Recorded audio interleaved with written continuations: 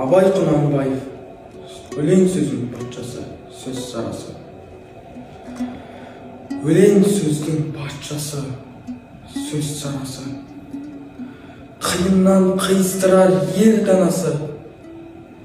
Тілге жеңіл, жүрекке жылы тиіп, теп-тегіс жұмыр келсін айналасы.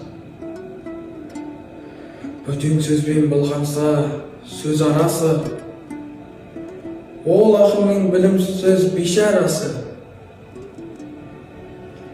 Айтушы мен тыңдаушы көбін адам. Ол жұрттың сөз танымас бір парыз. Әуелі аят, хадис сөздің басы. Қосарлы бәйт мысал келді арасы. Қисынымен қызық болмаса сөз, неге айтсын пайғамбар мен оны аласы.